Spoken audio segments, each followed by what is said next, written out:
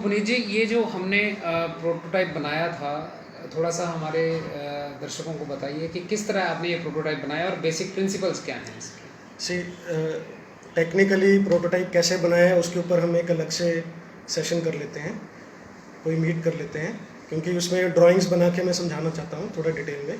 अभी for the time being मैं basic principle बता देता हूँ कि हम बायोचार का जो ये प्रोजेक्ट है वो क्यों कर रहे हैं जी।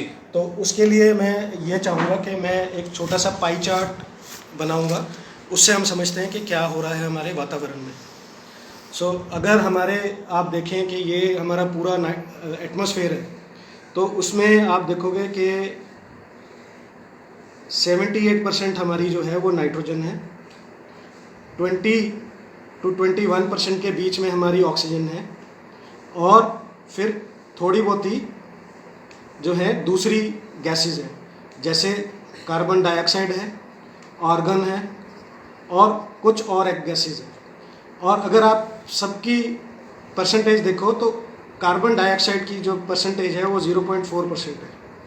अब ये हमारी धीरे धीरे बढ़ती जा रही है, इसके कारण ही ग्लोबल वार्मिंग हो रही है। ठीक है, हम ये चाहते हैं, हम कुछ ऐसा करना चाह रहे हैं, बहुत सारे बिलियनियर्स, बहुत सारी गवर्नमेंट्स, बहुत सारे लोग जो करना चाह रहे हैं, इसकी परसेंटेज जो है, जो इसका टोटल बजट है, जितनी ऑक्सीजन और जितनी कार्बन डाइऑक्साइड होनी चाहिए उतनी ही रहे, जिसमें हम अच्छे से एज ए ह्यूमन स्पीशीज़ पनप रहे हैं। लेकिन ये बढ़ता जा रहा है हमारे पोल्यूशन के कारण। तो बायोचार इसमें हमारे को मदद करेगा, ये जो रेशो है इनको मेंटेन करने में। वो किस तरह करेगा? आप देखो कि कोई भी चीज़ जब जलती है तो उसके अंदर सबसे पहले जो मोस्ट कॉमन जो चीज़ है, जो लोग ऑब्जर्व करते हैं कि उसके अंदर ऐश पैदा हो जाती है। ठीक है, और फिर दूसरे नंबर पे उसके अंदर कुछ ऐसी चीज़ें होती हैं जो अनबर्नड होती हैं, मतलब रेजिड्यू बच जाता है।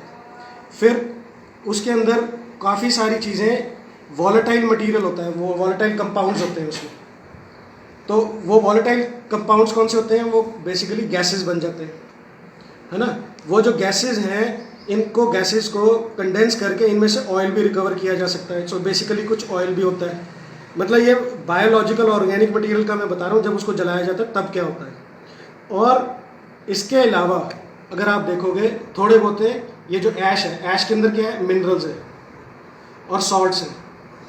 ठीक है, बाकी जो बचता है वो क्या होता है? कार्बन डाइऑक्साइड होती है या कार्बन मोनोऑक्साइड होती है। ठीक है, ये जो इतना लार्ज पोर्शन है हमारा, ये क्या करते हैं हम लोग? हम देखेंगे, हम अपने जो कई दुकानदार होते हैं वो सारा पैकेजिंग मटेरियल रात को दुकान बंद करने के बाद अपने घर वो जितना भी होता है उसको जला देते हैं, ताकि कूड़े में हमारे को कोई खास उठाना ना पड़े। हम लोग, बहुत सारे लोग अपने गली में जो कूड़ा इकट्ठा होता है उसको जला देते हैं। तो वो बेसिकली क्या होता है? कूड़ा इतना सारा होता है और वो जब हवा में उड़ जाता है तो इतना सा बच जाता है। तो बेसिकली क्या है कि वो इतनी ज़्यादा परसेंटेज कार्बन डाइऑक्साइड की पैदा करके वो किसी तरह इस रेशो को बढ़ा रहे हैं।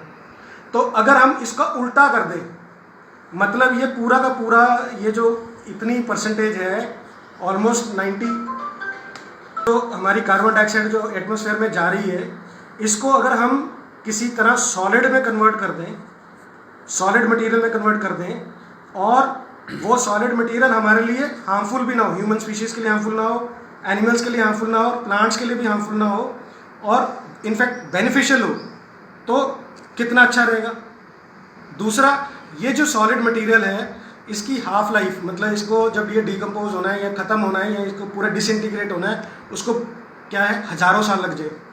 मतलब एक ऐसा मटेरियल जो परमानेंट हो, अच्छा हो, और बहुत सारा हमारी दूसरे तरीके से मदद करे और इस रेशो को मेंटेन करे। ये कहाँ से क्यों करें? ये जब बर्न करें तो पहले सबसे बड़ी बात है, हमारा प्रिंसिपल क्या है? वेस्ट मटेरियल को बर्न करें। तो वेस्ट ऑर्गेनिक मटेरियल को जब हम बर्न करेंगे और लैक ऑफ ऑक्सीजन में बर्न करेंगे, तो उसमें से हमारे को वॉलेटाइल मटेरियल में से हम बायोगैस रिकवर कर सकते हैं। यह भी हमारे लिए बेनिफिशियल है।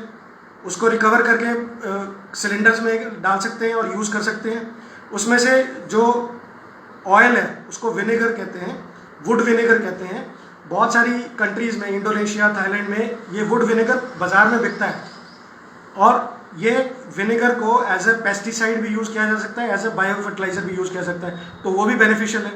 जो राख है, जो अगर कोई राख बन जाती है तो वो भी हम इस्तेमाल कर सकते हैं अपने कई कई चीज़ों में, एज ए बिल्डिंग मटेरियल भी यूज़ कर सकते हैं और as a bio fertiliser, as a fertiliser भी यूज़ कर सकते हैं। और ये जो बाकी 90% सॉलिड हमारी कार्बन डाइऑक्साइड जो कन्वर्ट हुई है, कार्बन में बच गई है जो हमारी, उसको भी हम एज अ बायो फर्टिलाइजर और बिल्डिंग मटेरियल यूज़ कर पाए।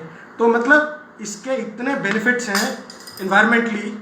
और सबसे बड़ा बेनिफिट हमारा ये है कि हमारा ये जो इन्वायरमेंटल बजट है ऑफ ईच गैसेस और एटमॉस्फेयर की जो कॉम्पोजिशन है उसको मेंटेन करने में हेल्प करेगा।